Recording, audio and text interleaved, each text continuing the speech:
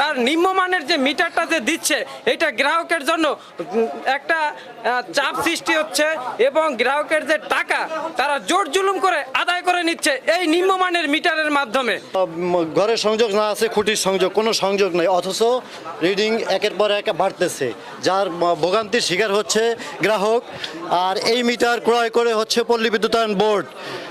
পল্লী বিদ্যুতায়ন বোর্ড ক্রয় করে সম্প্রতি আপনারা জেনে থাকবেন পল্লী বিদ্যুতায়ন বোর্ডের একজন সদস্য উন্নয়ন ও পরিকল্পনা জনাব আব্দুর রৌফ, তার নামে 450 কোটি টাকা এই মিটার ক্রয় বাবদ অনিয়মের ঘটনা ঘটায়। বিদ্যুতের যেই মালামালগুলো ব্যবহার করা হয়েছে সব ধরনের ঘটনা বলতে হয়। বিদ্যুৎ এই সরকার ক্ষমতা আসার পর অফকোর্স তাদের নির্বাচনী ম্যানিফেস্টো ছিল অনেক বিদ্যুৎ দিবে। I am sure, I want to personally thank যে আমরা অনেক এফর্ট কাগজপত্রে দেখেছি, কিন্তু প্রথম এক বছর নাড়া চাড়া করে কিছুই কিন্তু করতে পারে না এই সরকার। এই সরকার তাদের পছন্দ মতো কিছু লোককে বিদ্যুৎ প্ল্যান দিতে গিয়ে অনেক ভালো ভালো কোস্টাল সাবা থেকে আরম্ভ করে অনেক কোম্পানিকে বিদ্যুৎ দেয় নাই। একটা কৃত্রিম প্রবলেম এই দেশে বিদ্যুতের দাঁড়িয়েছে, কিন্তু তারপর ইনডেমনিটি পাস করে কি করা হলো, আনসলিসিটেড বিদ্যুৎ প্ল্যান দেওয়া হবে।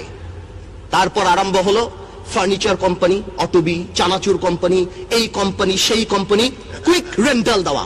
কুইক রেন্টাল দিয়ে দেশটাকে কুইক ডিস্ট্রয় করে দেওয়া হচ্ছে। 20,000 crore টাকা মাননীয় স্পিকার আমাদের তোফায়েল আহমেদ সাহেব সেদিন বলেছে।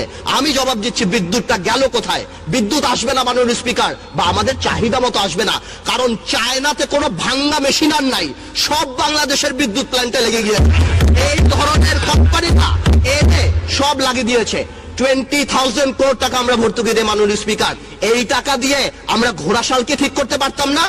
তারপর এক বছর লাগা গেল বেস প্ল্যান করার জন্য। কি বেস প্ল্যান?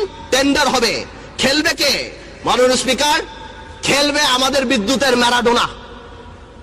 এই ম্যারাডোনাকে সামিট গ্রুপ, আমাদের ফারুক খান সাহেবের ভাই, সেই সামিট গ্রুপ হলো আমার বিদ্যুতের ম্যারাডোনা।